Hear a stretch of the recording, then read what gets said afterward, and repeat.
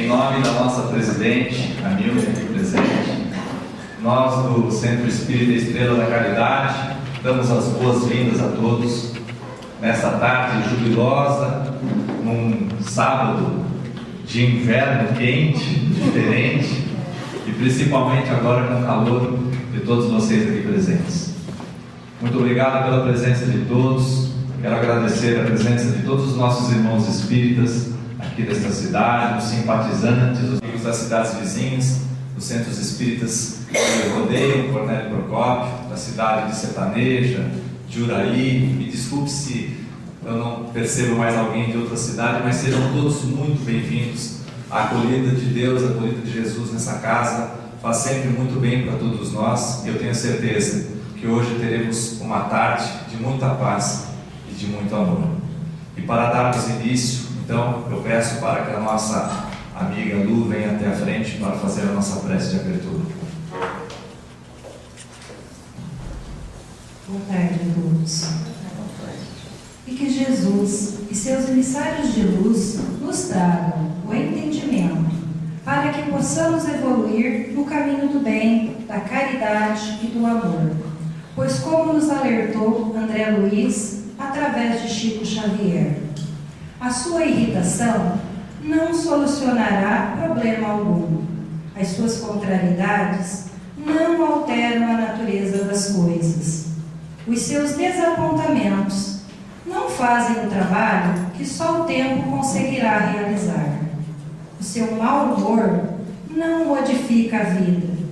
A sua dor não impedirá que o sol brilhe amanhã sobre os bons e os maus. A sua tristeza não iluminará os caminhos.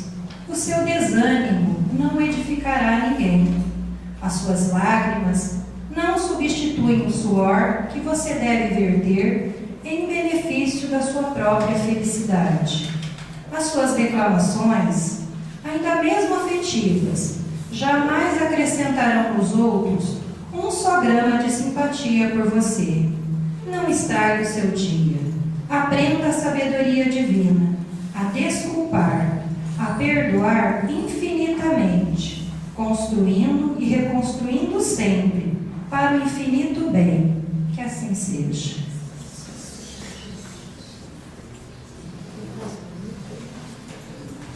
Terceira semana do nosso mês espírita, algumas pessoas já me perguntaram se ao final nós vamos ganhar esse guia para depois do fim do ano. Muita gente preocupada, mas eu tenho a certeza que ao final da palestra nós não vamos precisar mais do guia, não. Nós ficamos muito preocupados com isso, né?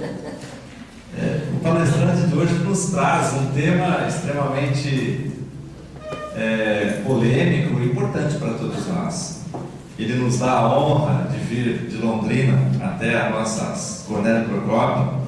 Ele é presidente do Centro Espírita Nosso Lar, naquela cidade, já no seu segundo mandato. É atual secretário da Internorte.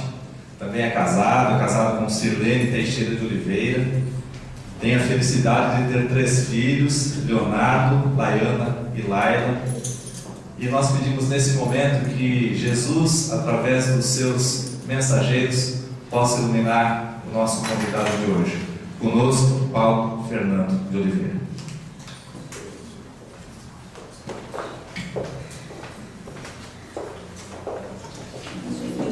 Boa tarde a todos. Eu achei até que não iria conseguir falar hoje, porque ele deu uma gripe ontem, e ontem eu já estava até ruim de voz. Até liguei para a Cidinha ontem, falei, Cidinha, não sei se amanhã, mas ela não me atendeu hoje. Hoje eu atendi e já estava um pouco melhor. A gente vai fazer um esforço de falar desse tema. Ixi, vai nos atrapalhar um pouquinho, mas tudo bem. O guia prático para depois do fim do mundo. Na verdade, essa não é o tema da palestra. É propaganda enganosa. Essa palestra tinha outro nome até o começo do ano. Foi me pedido num grupo lá do nosso lar que eu falasse desse tema que nós vamos abordar daqui a pouco. Mas aí me perguntaram para mim qual seria o tema. Para a URI, lá em Londrina, ela faz um ciclo de palestras. E aí, na hora de passar o tema do ciclo de palestra, cara, eu vou mudar o nome dessa palestra. E foi interessante que eu coloquei esse nome, um monte de gente quer parece que fica curioso. Não que daqui a pouco vocês vão se frustrar, porque na verdade é um guia. Mas a ideia é a chamativa do tema. Porque quando você fala guia prático para depois do fim do mundo, vem aquela curiosidade. Primeiro do guia e segundo, será que vai ter o fim do mundo? Mas o fim do mundo, se ele chegar agora, dia 21 de dezembro, como está previsto, nós podemos ficar tranquilos, porque nós já temos uma certa experiência, pois o mundo vem acabando já há tempo, gente. Só para vocês terem uma ideia, em 79 depois de Cristo, a erupção do Monte Vesúvio, que soterrou Pompeia, foi um sinal do fim do mundo. Então já houve uma preocupação. Em 1179, o astrólogo João de Toledo previu um cataclisma para setembro de 1186. Novamente, previu e o mundo não acabou. Em 1523, em janeiro, um grupo de astrólogos londrinos, não é de Londrina, tá? Concordou que o fim do mundo se daria num dilúvio, que ocorreria em 1º de fevereiro de 1524. Novamente, o mundo não acabou. Sabendo que a Bíblia descreve o 666 como o número da besta, muitos cristãos europeus entraram no ano de 1666 com trepidação. Mais uma vez, previram e nada de acabar. William Wilson anunciou que o fim do mundo ocorreria no dilúvio, em 13 de outubro de 1736. Novamente, nada de acabar. A iminente chegada do cometa Halley em 1910 provocou histeria apocalíptica entre os europeus e os norte-americanos. Veio Halley, já voltou de novo e nada do mundo acabar. Desde a sua fundação em 1870, as Testemunhas de Jeová, um ramo cristão, profetizou o mundo em 1914. E eles estão esperando até agora, que é a partir de 1914, tá? Mudou um pouco. No seu livro 1997, Gelo, o último desastre, o autor Richard Nunn previu que em 5 de maio de 2000 os planetas iriam alinhar-se perfeitamente e trariam o fim do mundo enviando gelo na direção do equador da Terra, e nada de acabar. Mas não acabou ainda, tem mais de muito.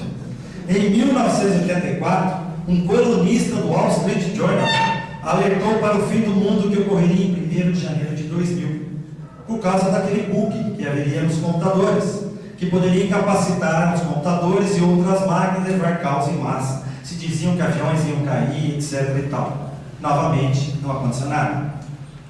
Quando o grande colisor de hadrons, LHC, iniciou a colisão de partículas em setembro de 2009, alguns críticos especularam que poderia gerar um buraco negro que significaria o fim do mundo. Aí já são até cientistas falando, e nada, ligou o aparelhinho lá, colidiu, faz um puff, e mais nada. Não acabou o mundo. Para os seguidores do pregador Harold Camping, o dia do juízo final estava previsto agora para maio de 2011, dia 21 de maio. Foi interessante a história desse pregador. Ele tem muitos fiéis nos Estados Unidos. Dia 22 de maio ele veio a público dizer que houve um erro nos seus cálculos, que ele iria refazer os cálculos e trazer uma nova data, e simplesmente desapareceu dos Estados Unidos. Por fim, agora chegamos a alguém sério. Vale citar Nostradamus. Segundo intérpretes, previu o fim do mundo para quando a Páscoa caísse em 25 de abril. Tal sincronia ocorreu em 1666, quase, em 1734, em 1886 e 1943. A próxima vez será em 2038. Então, se os maias errarem, tem ainda Nostradamus. Nós temos uma chance. Mas tem a tal das 7 profecias maias, que tanto está trazendo furor, preocupação. O que ela diz? Das 7, vamos pegar a primeira. A primeira diz que o nosso mundo de ódio, de materialismo e medo terminará no sábado, 22 de dezembro de 2012. De 21 para o dia 22. Mas olha lá, o mundo de ódio, materialismo e medo. Não está falando o mundo em si, não está falando que os habitantes da terra. E vem mais longe, neste dia a humanidade deverá escolher entre desaparecer como espécie pensante que ameaça destruir o planeta, ou evoluir à integração harmônica com todo o universo, compreendendo que somos parte deste todo e que podemos existir em uma nova era de luz. Então, o que os maias preveem é uma transição. É uma transição daqueles que aqui não querem se melhorar, para cá não voltam. Daqui vão e não voltam mais. Daí porque está acontecendo muitas tragédias. No caminho eu vim ouvindo de volta na conferência espírita, na qual ele cita as diversas tragédias que vêm ocorrendo, os tsunamis, os terremotos. O que está acontecendo? Estão levando mais gente em massa para poder dar uma limpadinha nos que aqui vão ficar. Agora eu pergunto, quem de nós vai ter a oportunidade de continuar ou de voltar? Aí vai também o nosso conceito. Mas aí nós vamos entrar realmente na nossa palestra de hoje, que é o tal do guia prático. Meu reino não é deste mundo. Está lá o guia, Evangelho segundo o Espiritismo, no seu capítulo 2. Este é o guia prático, aonde Jesus vem nos mostrar que o seu reino não é deste mundo. Seu reino é em outro mundo. Logo, não temos que ter preocupação sobre essa situação ou sobre o que vai acontecer conosco. Pilatos, tendo entrado de novo no palácio e feito vir Jesus à sua presença, perguntou-lhe: És o rei dos judeus? Respondeu-lhe Jesus: Meu reino não é deste mundo. Se meu reino fosse deste mundo, a minha gente houvera combatido para impedir que eu caísse nas mãos dos judeus. Mas meu reino ainda não é aqui. Então, quando Pilatos pergunta a Jesus se este é o seu reino, se ele é deste reino, Jesus fala: este não é meu reino. Porque se este fosse o meu reino, as pessoas não deixariam que eu estivesse onde eu estou agora. As pessoas teriam ido lá combater, não deixariam que eu caísse dessa forma, não deixariam que está acontecendo o que está acontecendo comigo. Ele foi julgado pelo próprio povo. Pilatos lava as mãos. Tudo bem, tira, como se diz o português bem tosco, ele tira da reta, sai da reta, mas deixa o povo escolher. Então Jesus já sabia que aquele povo ainda não era povo do seu reino, porque se fosse, não deixaria acontecer aquilo. Mas Pilatos insiste: És, pois, rei? Jesus responde: Tu dizes, eu sou rei. Não nasci, não vim a este mundo, senão para dar testemunho da verdade. Aquele que pertence à verdade, escuta a minha voz. Então não vou dizer que ele se autoproclama, mas ele também não fala para Pilatos: Tu dizes, sou rei. E eu não nasci, não vim, senão para dar testemunho, senão somente para falar a verdade. Então ele não vai discutir com Pilatos. Se tu está dizendo que eu sou rei, tu dizes, eu sou rei. Mas aí vamos analisar. Sou rei, mas meu reino não é deste mundo. Quando Jesus diz, sou rei, para nós espíritas, nós temos o conhecimento através da doutrina, dos estudos, que Jesus é o governador deste planeta. É de conhecimento, nós falamos isso amplamente, que Jesus é quem governa o planeta Terra. Assim como os outros planetas habitados, há muitas moradas na casa do meu Pai, tem seus governadores. Então, Jesus é um dos espíritos superiores enviados por Deus e que governa o planeta Terra. Mas quando nós damos esse termo, sou rei, fica uma coisa meio estranha, até certo ponto. Mas vamos pensar o seguinte: não terá Jesus uma realeza? Será que ele não é o rei? Será que não podemos chamá-lo de rei? Dá-se esse título por unânime consenso. Costuma-se dizer o rei ou o príncipe dos filósofos, dos artistas, dos poetas, dos escritores. Quem que é o rei do rock? Elvis. Que fez ontem 35 anos que ele morreu. Quem que é o rei do futebol? 35 anos que Elvis já morreu, desencarnou, e ainda é o rei do rock. 30 ou 40 anos que o Pelé, 30 anos que o Pelé parou de jogar futebol, e ainda é o rei do futebol. Esse título é um título que se dá por consenso. As pessoas dão esses títulos. As pessoas colocam determinadas figuras conhecidas do público com esse título de rei, de príncipe. Isso pega, isso fica. Essa realeza, oriunda do mérito pessoal, consagrada pela posteridade, não revela muitas vezes preponderância bem maior do que a coroa real? Quem que é o rei da Inglaterra? É rainha, tá vendo? Eu perguntei se atrás a pessoa é rei. Não tem rei, tem rainha. Vai ter o rei quando ela morrer, que aí vai ser o príncipe Charles. Mas é a rainha Elizabeth, e antes a rainha Vitória. Mas quem que é o rei da Dinamarca? Da Espanha. Da Espanha, Juan Carlos. Esses títulos de rei duram somente enquanto as pessoas vivem. A realeza terrestre acaba com a vida. Rei morto, rei deposto. A rainha Elizabeth, assim que ela morrer, ela deixa de ser rainha e imediatamente assume o príncipe Charles como rei. A realeza moral se prolonga e mantém o seu poder. Governa sobre tudo após a morte. Quem que é a rainha dos pobres?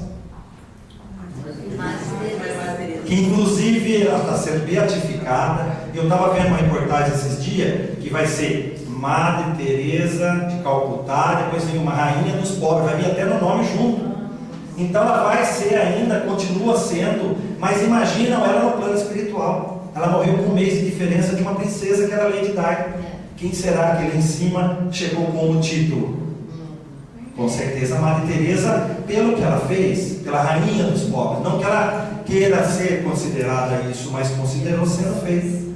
Ficou ainda, porque esse poder, essa realeza moral, governa sobre tudo após a morte. E sobre esse aspecto, não é Jesus o mais poderoso rei do que os potentados da terra? Então não podemos realmente chamar Jesus de rei? Se ele perguntasse, Pilatos perguntasse, sois reis? Nós podemos falar em coro, sim, ele é o nosso rei, e vai ser sempre o nosso rei. Então, mesmo que Jesus dizia, tu o dizes, nós podemos falar, todos nós o dissemos, ou dizemos, Jesus é o nosso rei. Mas quando ele diz, sou rei, já aceitamos isso, ele vem mais longe. Meu reino não é deste mundo. Não é deste mundo. Que não é deste mundo, o reino de Jesus todos compreendem. Será que compreendemos? Será que entendemos que reino era esse que Jesus dizia? Será que nós sabemos exatamente de qual reino se tratava esse? Qual mundo é este? Se ele fala que não é deste mundo, fica talvez confuso. Nós vamos colocar nesse ponto, mas vamos explicar que quando Jesus diz por essas palavras, meu reino não é deste mundo, ele se refere à vida futura. Está complicando? Se estiver complicando, vocês avisam, eu paro, já fazer uma prece e pronto. Essa voz dura. Vida futura. Qual é a vida futura? É a vida espiritual. Quando Jesus diz, meu reino não é deste mundo, ele se refere à vida espiritual, porque este é o verdadeiro reino de Jesus. É esta a vida que Jesus nos promete. É esta a nossa verdadeira vida. Todas as suas máximas se reportam a esse grande princípio. Tudo que Jesus nos trouxe de ensinamento se reportam à vida futura. Tudo se reporta à vida espiritual. Todas as máximas e ensinamentos de Jesus levam à vida espiritual. Todos os ensinamentos. Com efeito, sem a vida futura ou sem a vida espiritual, nenhuma razão de ser teria a maior parte dos seus preceitos morais. Amar ao próximo como a si mesmo. Para quê? Porque quando nós desencarnarmos, nós vamos ser julgados pelo que nós fizemos. Se eu fizer só coisas boas ao meu próximo, logo eu vou ser recompensado por isso. Vou ter um caminho evolutivo menor. Quando Jesus nos ensina a sermos misericordiosos, quando Jesus nos ensina as coisas belas que Ele trouxe, tudo isso se reporta o quê? A nossa vida futura. Se nós seguíssemos ao pé da letra os ensinamentos de Jesus, nós já estaríamos longe daqui. Já estaríamos muito mais evoluídos. A gente enrosca, a gente não entende, a gente não compreende ou complica a situação. Agora vem a colocação. Ideias muito imprecisas tinham os judeus acerca da vida futura. Tem algum judeu aqui? Não? Tem algum judeu aqui em Cornélio Procópio? Quem conhece? Quantos judeus? Tem judeus assim? Sério? Deve ter, né? Uns 20, 30? Será que é só os judeus? Na verdade é o seguinte, o Divaldo usou uma colocação muito boa. Ele coloca as religiões judaico-cristãs, porque não são só os judeus que têm ideias imprecisas. Os cristãos, a grande maioria, têm ideias imprecisas acerca da vida futura. As outras religiões, e não vamos aqui meter o pau em religião nenhuma, não vamos nem questionar nem criticar, mas o conceito que as outras religiões pregam acerca da vida futura deixa com as pessoas confusas, deixa as pessoas com confusão. Muitos acreditam que quando morrer vai para o céu, outros que vão adormecer, outros que vão esperar a volta de Cristo, etc. e tal. Há uma confusão de valores. Essas outras vertentes religiosas acreditam nos anjos. Opa, nós também acreditamos, mas consideram eles seres privilegiados da criação. Então as vertentes religiosas, não dizendo que o Espiritismo é melhor em nenhum momento, mas dizendo, é o conceito que eles têm. Deus já cria espíritos perfeitos para serem anjos. É desta forma que eles acreditam, que os anjos são criados por Deus para administrar ou para ajudar ele nessa administração. Conceito que eles têm. Não vamos criticar, gente. Nós espíritas acreditamos em coisa pior. A gente acredita em vida após a morte, acreditamos em reencarnação, nós acreditamos em comunicabilidade dos espíritos, nós acreditamos em coisas mais absurdas. Ponto de vista deles, temos que respeitar. Porque quando nós vemos um testemunho de Jeová que não pode doar sangue, a gente critica. A gente acha um absurdo, mas é o conceito que eles têm. Agora imagina o absurdo quando eles querem. A gente fala assim, eu consegui já conversar com o meu avô que morreu. Você está doido? Você vai, o diabo? Eu já tive essa oportunidade. Minha mãe é médium, minha esposa é médium, minha filha mais velha é médium. Graças a bom Deus eu não sou médium. Vocês riem? Porque eu não tinha 9, 10 anos de idade e via sua mãe correndo dentro de casa porque tinha um espírito na porta batendo. Eu sofri com isso, muitos sustos. Eu falo o seguinte, não tenho medo de espírito não. Eu entro dentro do nosso lar junto com alguém, mas sozinho não entro. Gente, dá susto. Vou narrar uma história.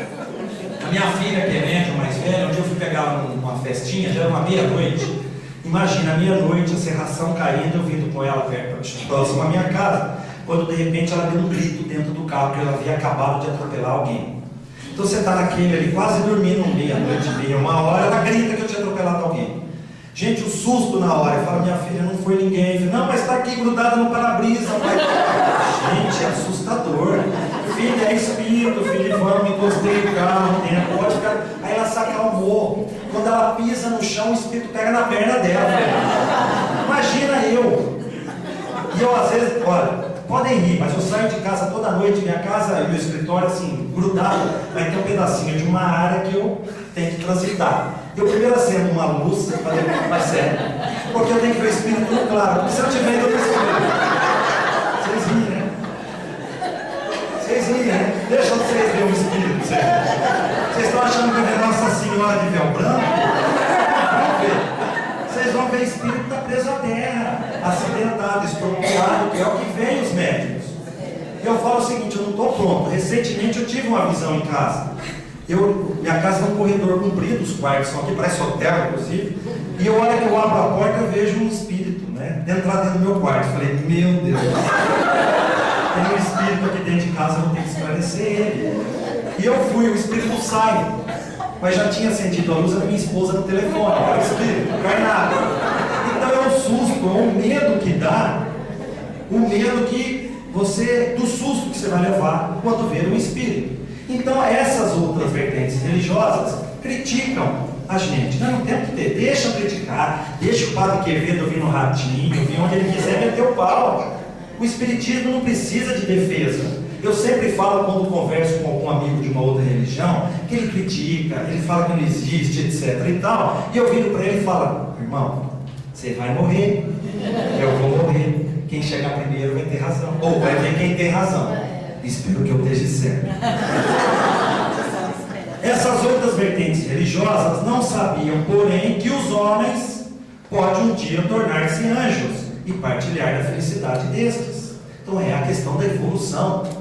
Vós sois deuses. Então todos nós temos a capacidade um dia de sermos anjos, de sermos espíritos evoluídos e termos a missão de proteger alguém, de proteger alguma coisa, uma cidade, quem sabe um país, como Ismael é o governador ou é o coordenador do Brasil. Por que não podemos ser? Nós vamos chegar lá, falta um pouco. Pelos meus cálculos, mais umas 2 ou 3 mil encarnações eu chego lá. Mas todos nós teremos condições. Então não é a crítica, é o conhecimento que eles têm. Segundo eles, as outras vertentes religiosas, a observância das leis de Deus era recompensada com bens terrenos. E isso até hoje. Por isso que essas vertentes religiosas neopentecostais, que hoje é só o dinheiro, não vamos falar protestantes nem evangélicos, senão vamos estar errando, porque existem religiões evangélicas e protestantes maravilhosas, mas as neopentecostais, que é só a questão financeira, e nós vamos ver daqui a pouco até a importância delas, que são importantes também, mas é a questão do bem terreno. Recentemente eu assisti na televisão, não tinha ainda TV a cabo, coloquei de novo agora recente, e então acabava lá a Record, caía naqueles programas, e um dia eu comecei a assistir um programa da Rede Record. Olha, era sorte que era umas 2 horas da manhã, porque ele começou, você, aí eu olhava para ele, que está endividado, que tem problema, é só vir aqui na igreja que os problemas vão resolver. Gente, eu saí procurando a chave do carro, porque resolve, mas nós vamos ver por que resolve. Nós damos risada, mas tem um ponto de razão. As calamidades públicas e as derrotas é o castigo das desobediências àquelas leis. Aí vem o seguinte: recentemente, quando houve o terremoto no Haiti, um pastor norte-americano muito conhecido veio a público dizer que os haitianos sofreram aquela tragédia porque eles não eram cristãos, porque seguiam religiões espiritualistas. Então, gente, olha a que ponto chega a colocação. Dizer que a maioria dos castigos e das derrotas, muitas vezes pessoais, é porque você não está seguindo as leis de Deus. Tudo bem, tem hora que tem razão. Moisés é o culpado de tudo isso. Lá atrás. Porque não pudera dizer mais do que isso a um povo pastor ignorante. Então esse conhecimento vem de Moisés, gente, que precisava ser tocado antes de tudo pelas coisas deste mundo. Então essa colocação dos bens materiais, dos castigos, das derrotas, de desobediência às leis de Deus, vem lá de Moisés, 1250 anos antes de Cristo. E até hoje as pessoas ainda acreditam nisso. Não temos que criticar, não temos que chacoalhar ninguém, porque dentro da doutrina espírita também nós temos absurdos. E eu falo, a doutrina espírita é tão simples, é tão fácil, mas eu vejo as pessoas complicando aí por fora. Eu estou vendo alguns vídeos antigos lá do nosso lar, que eu estou passando para DVD, e tem hora que eu vejo alguns palestrantes que falaram, não no nosso lar, mas em outras palestras, naquele programa do Alamar que passava. Gente, é assustador. Eu vi um agora recente, a gente pode falar que estamos aqui no meio espírita, que é o tal do choque anímico. É muito fácil esclarecer espírito. Ele chacoalha a cabeça do obsediado, cada chacoalhão que ele dá, o espírito vai melhorando. Gente, ele fala isso no programa, eu falei, meu Deus do céu, me sinto envergonhado de dizer que sou espírita, porque mostra o espiritismo e aí nós vamos encontrar N variações da doutrina espírita. Então é preocupante. A coisa é tão simples, é tão fácil, mas nós conseguimos complicar, nós conseguimos mudar. Foi o que aconteceu com as religiões. Eles conseguiram mudar tudo. Uma coisa tão simples. Cada um interpreta de uma maneira. Sim, cada um vê e sente de uma forma diferente. Mas aí, quando você interpreta para si mesmo, mas o problema é que muitas vezes a pessoa interpreta de forma errada e quer que as pessoas ao seu redor sigam aquela interpretação. Mesmo na doutrina espírita tem acontecido isso. As pessoas leem aquilo, interpretam o que acham e começam a pegar, olha fulano, beltrano, ciclano, você tem que seguir isso, porque senão você está perdido. Vem Jesus depois de Moisés e revela que há um outro mundo onde a justiça de Deus segue seu curso. Então ele vem nos mostrar que há um outro mundo além deste, onde lá há a justiça de Deus. Olha só que interessante. Justiça de Deus. Nós temos que interpretar isso de uma forma bem assim. Não é Deus quem castiga. Porque às vezes acontece uma coisa errada com a gente fala, é Deus quem está castigando. Foi Deus que me castigou. Deus que não quis. Vou dar um exemplo. 60 dias para trás, eu estou na minha terceira gripe. Eu reformei o muro da minha casa nas últimas chuvas, eu nem lembro mais como é que é a chuva que teve lá em Londrina, da Ford. Meu muro rachou inteiro, porque o terreno do vizinho cedeu. Meu carro quebrou, meu portão quebrou, minha caixa d'água furou, que eu tive que arrancar metade do telhado para trocar. Um telefone sem fio meu novinho que pifou, tive que trocar. Eu comprei uma lanterna de bicicleta, usei um mês só, já queimou, trocar. Em nenhum momento eu parei, Deus, chega, dá um tempo aí, para, sou só eu. Não, porque tirando a gripe, o resto é tudo coisa material. Deixa quebrar, não que eu deseje que aconteça, mas coisa material a gente repõe. Nesse prazo de 60 dias, eu fiquei sabendo de histórias de amigos que estão com doenças. Um vizinho nosso, uma vizinha com 23 anos está com câncer no osso e no músculo, nos ossos e no músculo. A mãe tem esperança de cura. Minha cunhada, que é enfermeira, falou, olha, mais 6 meses. E 3 meses antes ela vai sentir dor que nem morfina vai cortar. Com 23 anos, mora uma rua de casa. Há coisa de 3, 4 semanas, nós estávamos fazendo o evangelho do lar em casa, eram 10 horas da noite. Quando eu terminei o evangelho com a prece, alguém bate no portão da nossa casa. Bateu, a gente abriu meio assustado, a vizinha gritando que o vizinho havia acabado de pôr fogo na sua casa, que é vizinha de muro da minha casa, e que ele estava lá dentro. Na hora do desespero, vamos tentar arrombar, não conseguimos entrar, ligava para o bombeiro não chegava, com muito custo abrindo e verificamos que ele não estava. Ele botou fogo e se arrancou, porque ele está com depressão. A esposa dele já havia falecido há 40 dias dentro dessa casa. Ele botou fogo na casa, que é essa casa que rachou agora. Então eu falo, gente, meus problemas não são nada. Pode vir o que tiver que vir, eu vou, não tem problema. Já arrumei minha caixa d'água, que por sinal, troquei a caixa no sábado, no domingo vazou de novo. Gente, na hora de pôr a caixa d'água, ficou uma pedra embaixo, e a força d'água me fez furar a caixa novinha.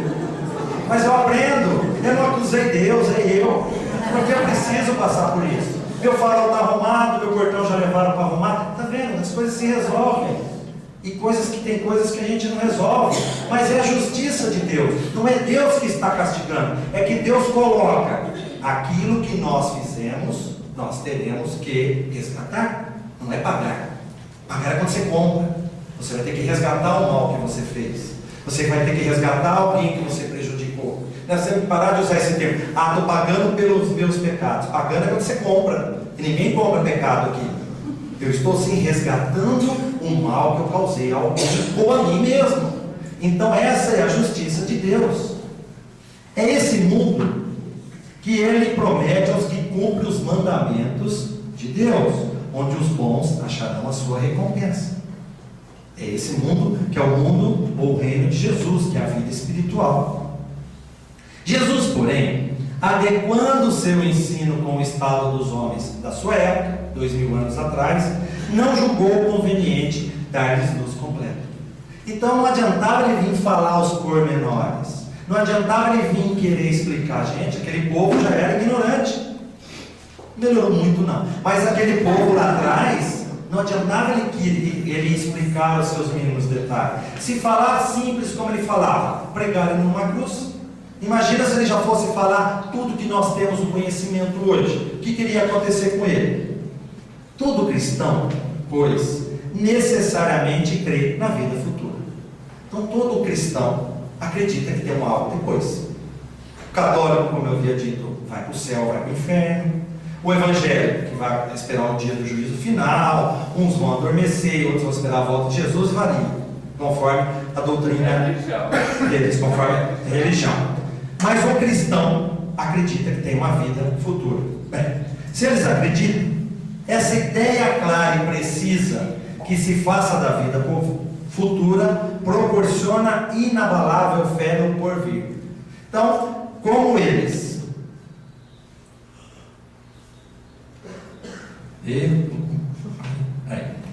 essa ideia do que vai acontecer procura causa inabalável fé. Se a pessoa fica com fé, olha, eu não sei o que vai acontecer depois, então eu tenho que ser bonzinho.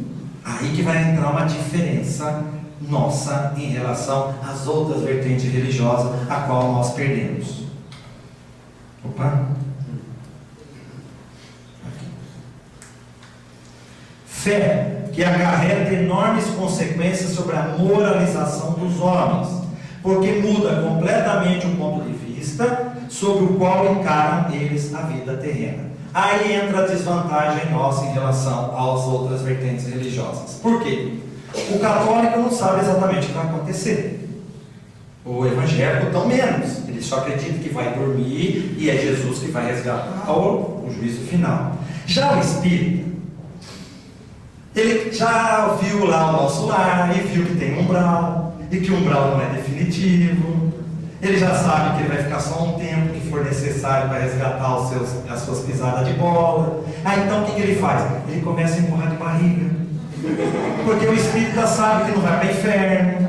Ele sabe que o que ele faz de errado, ele tem outras vidas para resgatar. Aí ele começa a empurrar para frente as coisas que ele tem que fazer nessa vida. Aí começa assim: fulano, vamos fazer um trabalho assistencial? Não. Trabalho assistencial não. Depois, quem sabe na próxima vida, essa vida não servir, não sirvo para fazer trabalho assistencial não. O Divaldo conta uma história muito legal, já ouvi várias vezes ele contando, de uma colega de trabalho dele.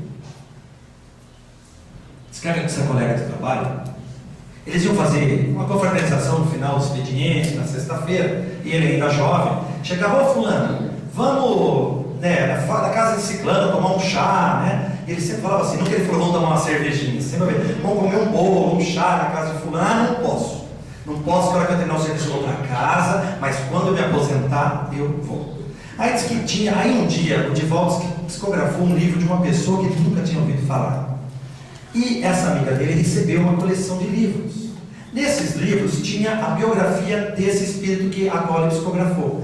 Quando ele viu, ele falou: fulano do céu. E todo mundo no meio de trabalho sabia das habilidades, né? Sabia dele. Falou: olha, eu psicografei um livro dessa pessoa. Você não quer me emprestar esse livro para mim ver, estudar a história dele? Divaldo, depois que eu ler, eu vou te emprestar. E quando é que você vai ler? Quando eu me aposentar, eu vou ler esse livro. Diz o Divaldo que ela se aposentou e desencarnou 3, 4 meses depois. Então a gente vai empurrando tudo para frente. Muitos também para gostar: não, trabalho espírita, quando eu me aposentar, eu vou ter todo o tempo do mundo para ajudar lá no centro, pode ficar tranquilo. Aí se aposenta lá, é dor nas costas, é dor disso, dor daquilo. A gente vai empurrando para frente, porque as outras vertentes religiosas investem em tudo nessa vida. Por isso que as religiões curam, tiram as pessoas dos vícios, melhoram financeiramente. Por quê? Porque elas passam a acreditar mais nelas mesmas. Não faz com que muitas vezes, não estou dizendo todos, alguns espíritas fazem: eu nasci nessa vida para sofrer. Na vida passada eu prejudiquei alguém, então eu tenho que sofrer nessa vida. Então não adianta, eu não vou conseguir melhorar nunca financeiramente. É para mim ser pobre, que na vida passada eu teve que ter tirado dinheiro de um monte de gente. E começa a fazer uma auto-regressão que você fica com uma dó. Olha, gente, que coitado, né? O que nós temos que fazer é levantar a cabeça e saber que nessa vida mesmo eu posso melhorar. Ninguém é fadado a sofrer nessa vida. Ninguém vem para sofrer. Mas fulano tem deficiência física, tem um filho com problema, ou ele próprio tem um problema, mas ele não está sofrendo, ele está resgatando. Ele está lá puxando um débito dele de uma vida passada. Nós vamos chegar do lado de lá com um cara de tacho, que é aquela coisa redonda de 2 abas, que é a 2 orelhas. E vamos chegar para o espírito que coordena o plano espiritual, e nós vamos chegar lá todo assim, espírita, né? Todo bonitão. Chegar lá e falar assim: como é que foi seu nome? Como é que é seu nome? Falar: na última foi Fernando. Então vamos lá, digita o Fernando. Aí começa o computador, subindo, que lá é moderno, computador, tá? Aí vai subindo na tela, né? Aí você fala assim: as coisas boas que eu fiz, né? O espírito fala: 5 primeiro, agora só está vendo as coisas erradas. Imagina, não parou a tela ainda, sabe?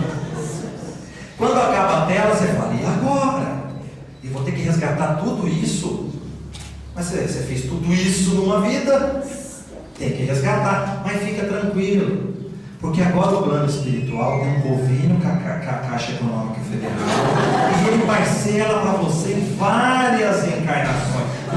Vem aí 220 encarnações, fica tranquilo. Mas, gente, não atrasa o carnê, porque o juro é alto. Pague em dia aquilo que você ali assumiu. Pelo simples fato de duvidar da vida futura, o homem dirige todos os seus pensamentos para a vida terrestre. Aí nós vamos encontrar o outro lado. Aqueles que duvidam da vida futura, os materialistas. Aqueles que falam, não tem nada, morreu, acabou. E temos muitas pessoas assim, que mesmo religiosos, pessoas que frequentam religiões, ainda duvidam da vida futura. Aí o que ele faz? Tudo é a vida terrestre. Ele judia, ele espezinha as pessoas, ele humilha, ele rouba, ele desvia e etc e tal. Porque ele não está nem aí preocupado com o que vai vir depois. O que interessa é que ele está aqui agora e vou viver do bom e do melhor. Sem nenhuma certeza quanto ao porvir, dá tudo ao presente. Então ele vive o dia. Porque ele tem que aproveitar. Existe inclusive um momento espírita que começa a abertura assim.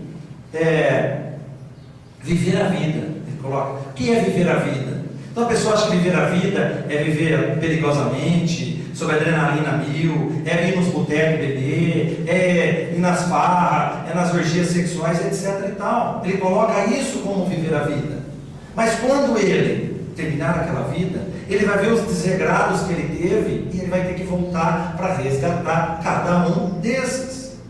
Então aqueles que não acreditam, e aí que vem o nosso pesar, pelas pessoas que acham que é só essa, aí nós vamos entrar nas classes dos políticos, que desviam verbas, que aí pintam e bordam. Eu estou um pouco preocupado, porque tem que fazer dessa vida, e eu vou aproveitar essa, porque depois não tem mais. Aqueles que ficam 4 anos no poder, e eu tenho que aproveitar esses 4 anos, e a oportunidade que eu tenho, a oportunidade que ele tem de se armar a própria cova dele para depois. Com o Espiritismo, a vida futura deixa de ser simples artigo de fé. Mera hipótese torna-se uma realidade material. Então o Espiritismo vem nos fortalecer a ideia da vida espiritual, da vida futura. Ela deixa de ser artigo de fé. Artigo de fé é aquilo que a Igreja Católica tem como dito e ninguém muda. Tá? A infabilidade do Papa, o batizado, o casamento são artigos de fé. Tem alguns outros lá. Mas é aquilo que não se muda. Já no Espiritismo, não. A gente tem conhecimento, é uma realidade material. É até legal, né? A vida espiritual é uma realidade material. Porque para nós é palpável. Nós temos aí as comunicações espíritas, nós temos aí as psicografias, os livros, etc e tal. Como eu havia dito no começo, eu sou uma pessoa, eu até brinco às vezes, converso com as pessoas e digo assim, eu sou uma pessoa, fugiu agora a palavra, beneficiada pelo plano espiritual. Que eu vi as pessoas indo lá até o Chico, para muitas vezes receber uma página ou duas de psicografia de entes queridos. Na nossa casa já recebemos psicografias do meu avô, já recebemos do meu avô, conversei pessoalmente com ele, mas tive a oportunidade de psicografia de tios, de primos, psicografia do meu sogro, que por sinal desencarnou e uma semana depois veio me tirar da cama para me escrever 4 ou 5 linhas. Eu não sou psicógrafo para fazer isso, mas eu não vejo ele, vai pressentir que era ele em 4 ou 5 linhas. E depois, no ano, ele morreu em maio, quando foi em dezembro daquele ano, há 8 anos atrás, ele deu uma psicofonia através da minha mãe, que é médica. Então, dentro de casa, nós tivemos essas oportunidades de tias, de parentes, etc e tal. Nós sabemos e temos o conhecimento por amigos, por parentes, colegas de infância. Eu tive a oportunidade de conversar quando a mãe desencarnou e ele veio para fazer o resgate da mãe. Então, o Espiritismo nos proporcionou todo esse conhecimento, toda essa oportunidade. Então deixa de ser uma coisa visionária, uma coisa que às vezes os amigos falam, Fernando, mas você acredita nisso mesmo? Eu acredito. Mas como é que você tem certeza? Eu falei, gente, eu estou em trabalho mediúnico há 19 anos. Há 19 anos eu escuto o Espírito, eu converso com o Espírito. Será que estou sendo enganado há 19 anos? Não é possível. Então às vezes a pessoa fala, mas nunca ninguém voltou para te falar. Tem hora que eu engulo sempre, tem pessoas que pode falar assim, já voltou sim. Mas para não criar mais polêmica, eu falei, realmente, mas deixa quieto. Morre e depois você vai descobrir. Para quem se coloca pelo pensamento na vida espiritual, que é indefinida, a vida corpórea se torna simples passagem. Já pensaram, gente? A vida espiritual, ela é indefinida. Ela não tem fim, ela não vai acabar. Nós tivemos um começo, mas nós não vamos ter fim. Nós vamos, a partir do momento que Deus nos criou lá atrás, um átomo que seja, nós vamos ter uma continuidade, não vamos ser destruídos nunca. É indefinida, é infinita. Ao contrário da vida corpórea. Passagem, gente. É rápido. Quem é que há pouco tempo aqui estava ouvindo falar de Copa do Mundo? No Brasil? Tem uns antigos aqui que vão lembrar da Copa do Mundo do Brasil, 58. E agora estamos aí com a Copa do Mundo vindo para o Brasil novamente. E não tem esperança não, porque essa coisa não leva não. Nossa, bem sincero. Mas está aí. A coisa voa rápido. Até esse dia atrás nós estávamos falando aí da Copa de 82 que o Brasil perdeu para a Itália. Fez 30 anos agora. Então a coisa é passageira, ela é rápida. As vicissitudes, as tribulações desta vida não passam de incidentes que eles a suportam com paciência. Era o que deveria acontecer com a gente. Se nós encarássemos que isso é rápido, que é passageiro, nós iríamos encarar com paciência. Que a coisa seria assim, ó, um estalar de dedos. Mas não, a gente tem um problema e a gente aumenta esse problema.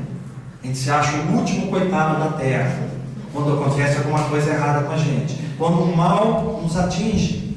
Ai, que agora eu estou sofrendo. Eu fiz uma viagem para Porto Alegre e na volta eu estava gripado, na minha primeira gripe. E na volta, o que aconteceu? Como eu estava gripado, na questão da descompressão do avião, o líquido subiu para o ouvido. Eu fiquei com esse ouvido aqui surdo por 25 dias.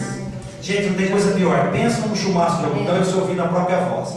Agora, eu fiz 3 palestras assim, que eu falava e eu ouvia a minha voz dentro do cérebro. E eu falava, que vozinha chata que você tem, né? Porque ela ecoava.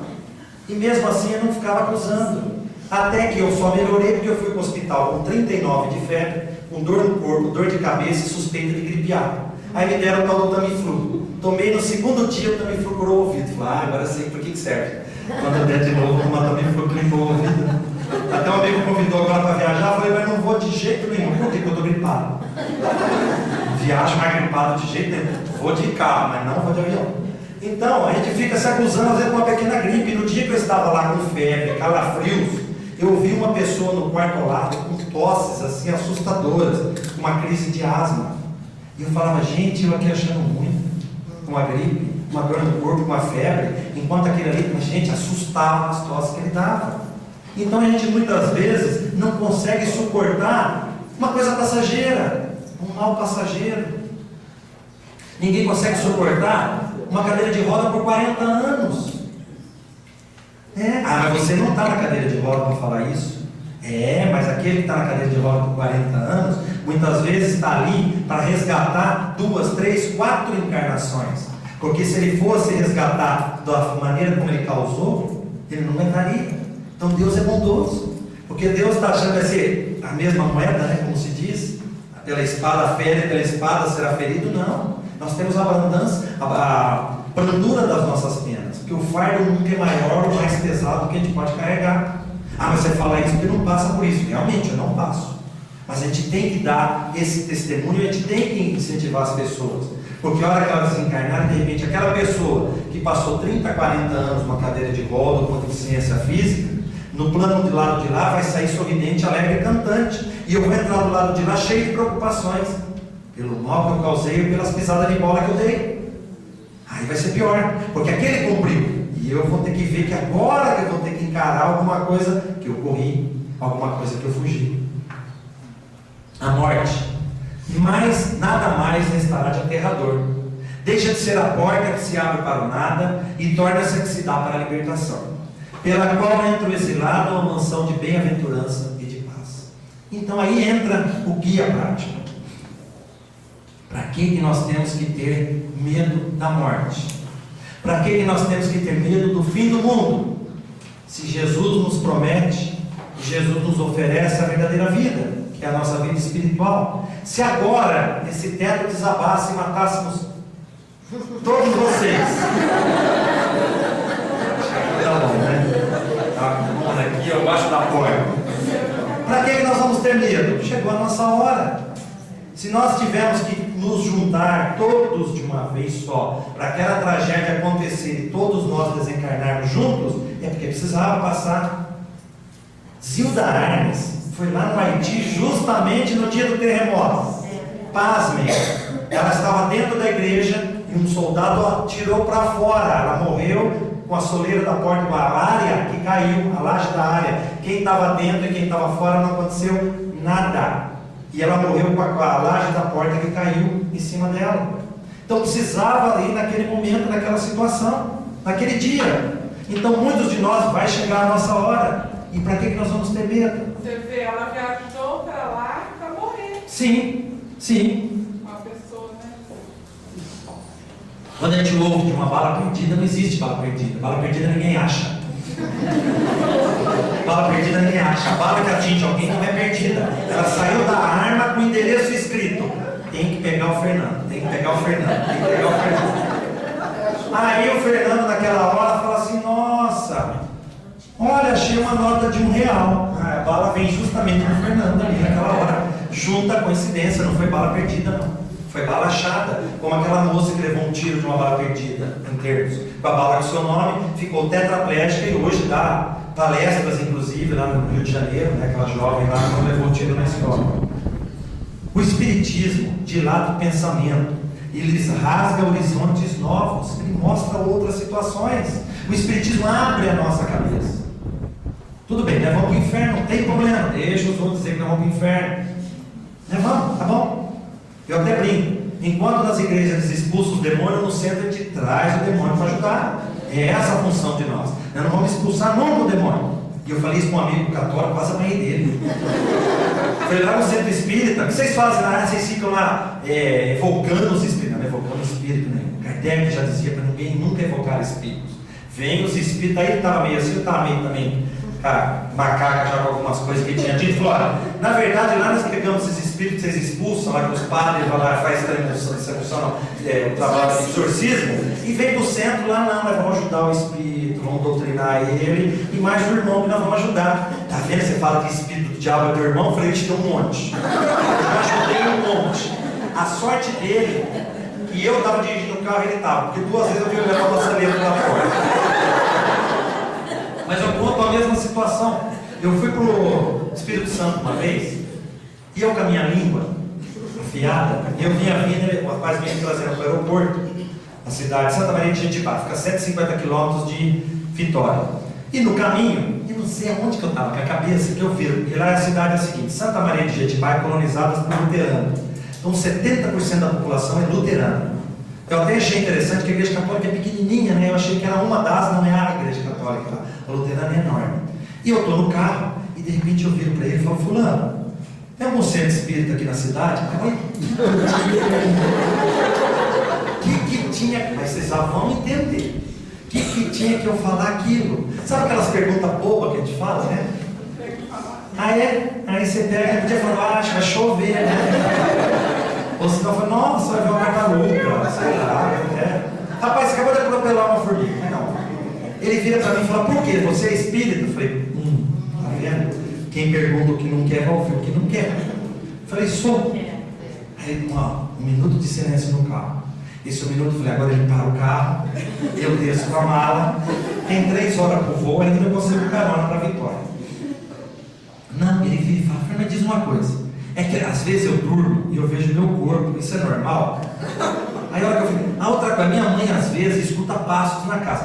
Gente, ele foi fazendo pergunta, e não parava mais. Foi até o aeroporto, eu falando de espiritismo, e eu tentando responder, vinha com outro, ele queria saber livro, queria saber se não tinha centro espírita lá em Vitória, que ele queria comprar o livro dos espíritos. Eu falei: gente, olha o porquê que eu tinha que perguntar ou falar que eu era espírita. Então muitas vezes o diálogo sobre espiritismo é gostoso, há outras oportunidades, mas algumas a gente se lasca, né? Como um dia que eu peguei um testemunho de Jeová. Eu era motorista do carro, mas eu precisava do favor da pessoa que era. Então eu fiquei ouvindo toda a história dele. Mas serviu de lição. Aprendi muita coisa, sabe? Muita coisa boa, tá? Que não devo ser testemunho de Jeová. O espiritismo não é criticando, gente, porque quem está lá, a gente tem que tirar o chapéu, porque eles seguem a risco o que está escrito. E a gente sequer lê o livro dos espíritos do Mas eles Evangelho. são assim, né? Mas é o conceito deles. Se a gente fosse assim com o espiritismo também. Não, se a gente fosse assim com o espiritismo também, não olhasse o que os outros fazem e conhecidíssimo Kardec arrisca, olha, eu estaria longe daqui. Mas continuando, o Espiritismo mostra que essa vida não passa de um elo harmonioso e magnífico conjunto da obra do Criador. Então essa vida é um elo harmonioso do conjunto da obra do Criador. Toda a nossa vida, ela faz parte de um conjunto desta criação. Existe uma série que saiu agora na televisão, principalmente no canal fechado, na Fox, que chama Touch, com o Keith Sutherland, Touch. Quem quiser baixar na internet, gente, essa série é incrível. Ela mostra uma pessoa aqui e uma outra pessoa aqui. O que essa pessoa faz interfere naquilo que aquela pessoa vai fazer. É fora do normal essa série. Eu estou no quarto episódio, mas tem outras séries que eu sigo, então eu vou assistindo quando termina eu vou e volto nela. Ela mostrou uma coisa tão assim, rapidamente, até as 5 que eu posso falar, né? 3 e 5, tá? Ela mostrou uma história seguinte. Não era 5? Eu preparei material para 5. Vou tomar um lanche. Eu estou na 4, ainda falta 54 transparências no final. Rapidinho, ela mostra o seguinte. Uma pessoa, o filho dele tem autismo, e o filho dele aparece com um número. Lembra inclusive da palestra aquela palestra que ele fala agora fugiu os nomes. Palestra que teve em Curitiba do Haroldo Dutra Dias, que ele mostra a questão das perfeições da natureza, como é que chama dos quadrados da asa da abelha, do olho da abelha, chama que os números todos se interligam, já não me lembrar o nome. Mas ele mostra a interligação, o menino vem com um número. E esse número tem sempre alguma coisa, o pai sai desesperado atrás da referência daquele número. E tudo coincide naquele número. O mais interessante do filme, nesse último episódio, agora que o outro é mais complexo, 2 africaninhos lá, 3 meninos africanos, entraram numa escola de informática à noite e iam disputar um campeonato de dança com um americano. A menina entra no show desse americano. Quando os meninos vão lá, um outro americano entra também, menino, vai disputar essa dança que é online. Então, se esse cara da dança disputasse com o menino e ele ganhasse, ele ia ser o campeão. Naquele momento, o Kiefer Sutherland entra na casa e vem mostrar uma história toda lá e pede um computador emprestado pro cara. O menino está no computador e fala pro filho: filho, eu preciso do computador. Pai, mas eu vou entrar agora na dança, é a final. Filho, eu preciso do computador. E tira o computador do moleque e apaga.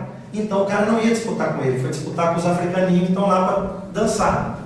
O menino pequenininho dança, que é uma maravilha, e ele acaba ganhando a dança daquele lá. Ele ganhou a dança porque o Keith Sutherland interferiu aqui, logo ele ganhou, o cara ficou desanimado e a menina que ia ter um encontro com a pessoa que não foi, ter um encontro com esse rapaz. Então você vê que uma ação que nós fazemos aqui é esse elo.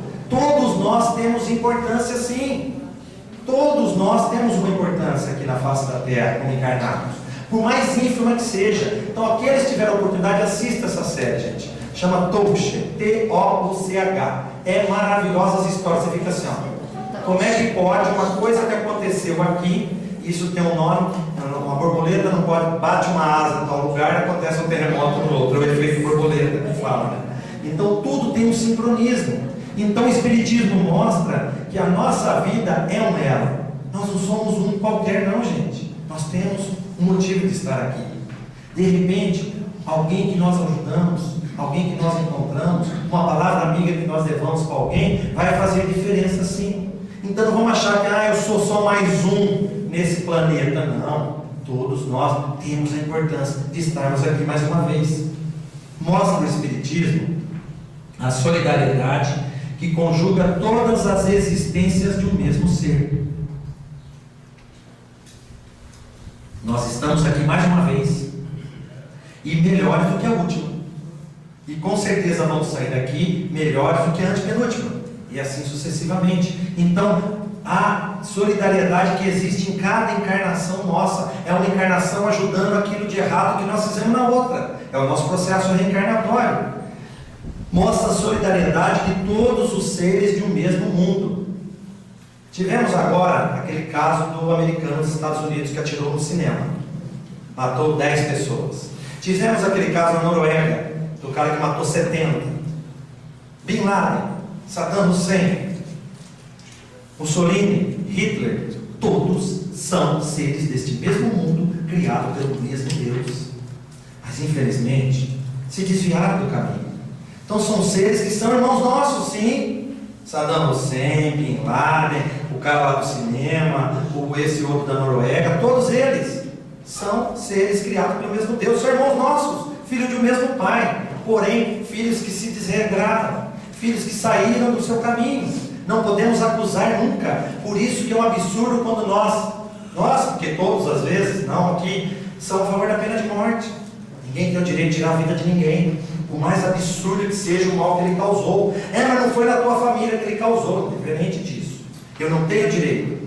Se uma pessoa assassina a outra num momento de briga, de raiva, muitas vezes nós passamos por alguma situação, nós só não tiramos a vida de alguém porque não tivemos a arma na mão. Quantas vezes não tivemos uma raiva, um ódio de alguém, se tivéssemos um pau, uma faca, um revólver, a gente tinha usado? É que faltou oportunidade, porque todo mundo tem oportunidade, todo mundo tem o livre-arbítrio. Lógico que temos aí a ajuda espiritual, aí nós vamos ter o bom senso, o conceito de não fazermos aquilo. Mas aqueles outros irmãos nossos são seres do mesmo mundo. E o Espiritismo ainda vai mais longe. Mostra que os seres, a solidariedade com os seres de todos os mundos. Porque não tem só aqui não. Seria muita arrogância nossa achar que só a Terra é habitada. Só tem vida na Terra. Pois Cristo já falava, há muitas moradas na casa de meu Pai. Então vamos ter seres criados por mesmo Deus em outros planetas, em outras galáxias, com certeza.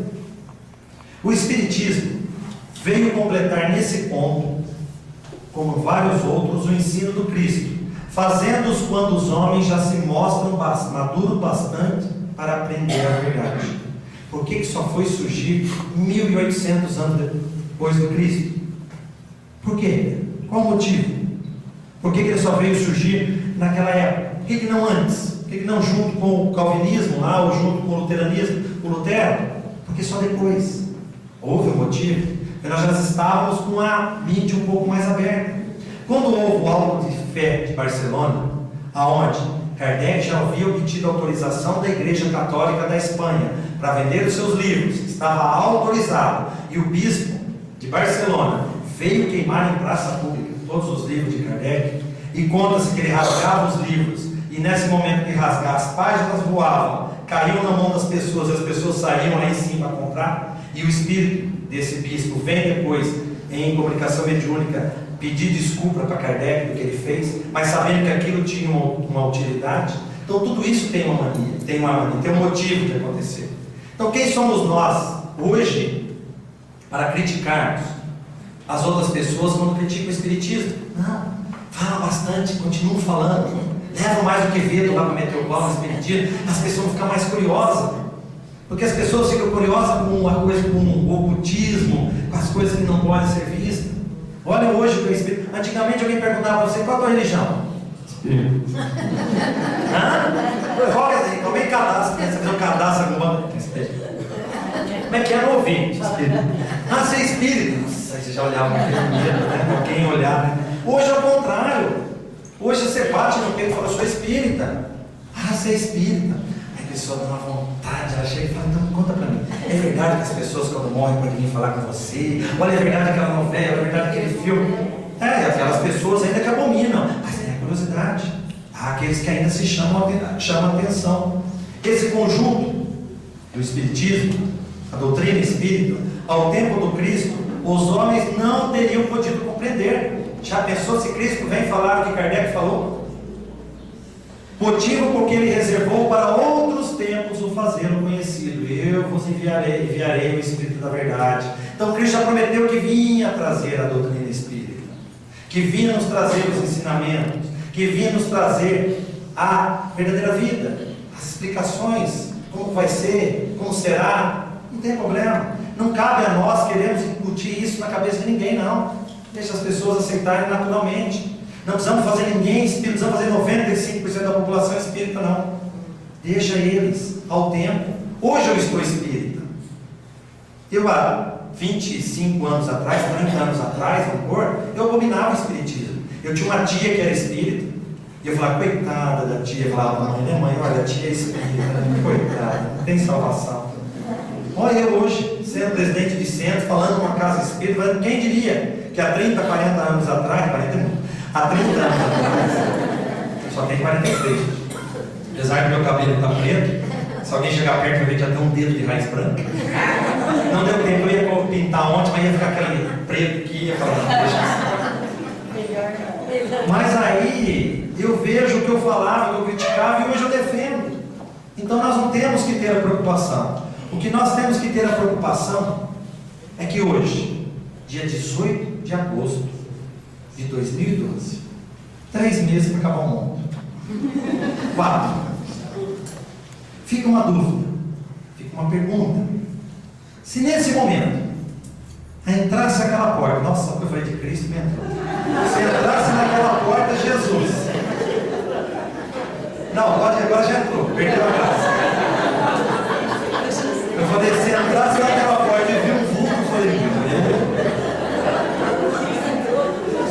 mas foi muita coincidência. Eu falei, se entrasse naquela porta, eu esqueci o nome dele. José. Mas quase, né? Se entrasse naquela porta, Jesus. Atravessasse esse corredor.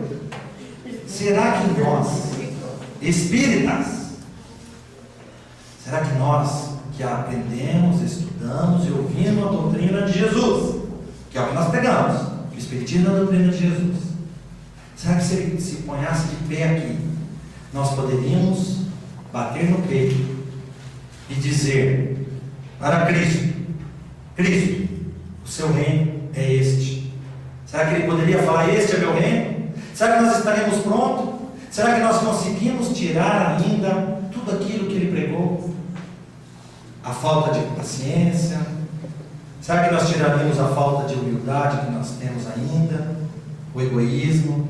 Será que nós expulsamos do nosso coração o ódio?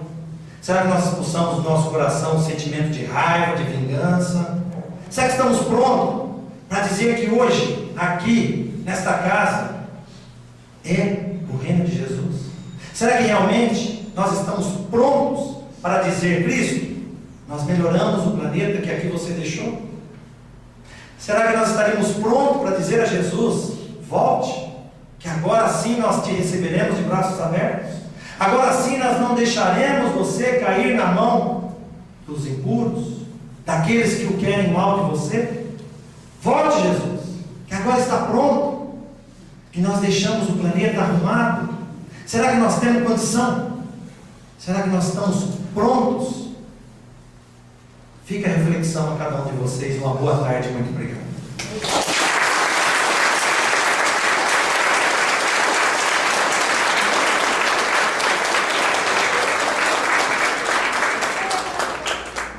Boa tarde a todos.